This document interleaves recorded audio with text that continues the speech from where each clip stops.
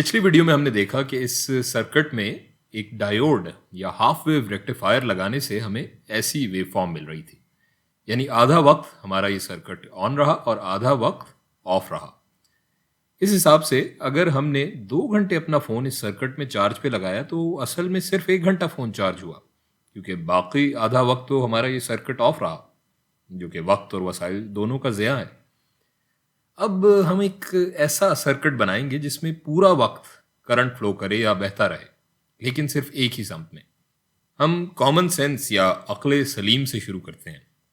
तो common sense ये कहती है कि भाई अगर एक डायोड हाफ वेव रेक्टिफायर है तो फुल वेव रेक्टिफायर में 2 डायोड्स होने चाहिए। तो कॉमन सेंस अक्सर सही होती है, जैसा कि यहाँ भी है। सो इस बार हमारे पास 2 डायोड्स होंगे।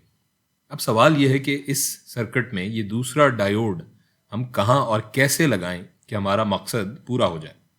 वीडियो पॉज करके ज़रा सोचिए आप। अब मिलकर सोच लेते हैं। सबसे पहले अगर हम इन दोनों डायोड्स को ऐसे कनेक्ट करें इस सर्किट में तो क्या होगा? कुछ भी नहीं होगा, क्योंकि क्लॉकवाइज समत में जब करंट बहेगा तो ये नीचे वाला डायोड फॉरवर्ड बाइस होगा, लेकिन ये ऊपर वाला रिवर्स बाइस होगा। और जब एंटी क्लॉकवाइज समत में करंट बहेगा तो ये नीचे वाला डायोड फॉरवर्ड बाइस्ड होगा, लेकिन ऊपर वाला रिवर्स बाइस। सो दोनों सूरतों में ही सर्किट हमारा मुकम्मल नहीं होगा और करंट फ्लो नहीं होगा अगर हम इस तरह से ये 2 डायोड्स लगाएंगे। अब अगर हम ये ऊपर वाले डायोड को पलटा कर इस तरह लगा दें तो क्या होगा?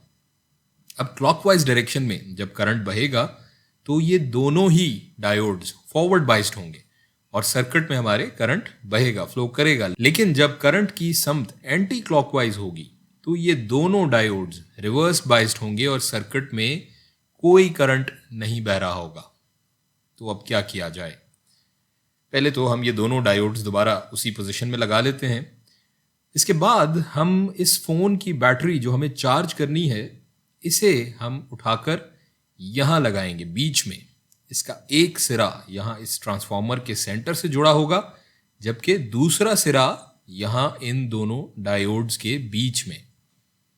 इससे ये होगा कि हमने इस फ़ोन की बैटरी में से करंट के बहाव के 2 रास्ते बना दिए हैं। पहले तो जब करंट क्लॉकवाइज बहेगा तो ये ऊपर वाला डायोड रिवर्स बाइस्ड होगा और यहाँ करंट नहीं बहेगा, जबकि नीचे वाला डायोड फॉरवर्ड बाइस्ड होगा और इसमें करंट बहेगा। और यूं हमारा इस सूरत में सिर्फ ये नीचे वाला सर्किट एक्टिव होगा।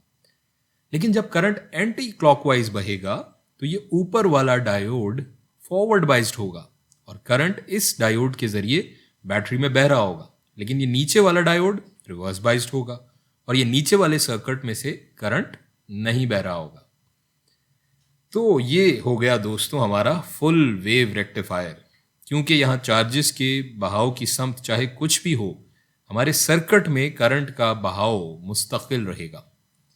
इसे अगर हम अपने ग्राफ पर अब देखें तो ये हमारी नॉन रेक्टिफाइड वेव फॉर्म है और ये हमारी half wave rectified wave form है। अब हमारे सर्किट में करंट का बहाव मुस्तकिल है और इसकी समत को अगर हम मस्बत शुमार कर लें तो अब हमारे इस ग्राफ पर ये जो मनफी समत में यहाँ करंट बह रहा है वो भी मस्बत समत में आ जाएगा और हमारे फुल वेव रेक्टिफायर का ग्राफ कुछ ऐसा दिखेगा। एक इजाफी डिटेल यहाँ नोट करने की ये है कि यहाँ जो ट्रांसफार्मर हम इस्तेमाल कर रहे हैं इसे हम सेंटर टैप्ड ट्रांसफार्मर कहते हैं।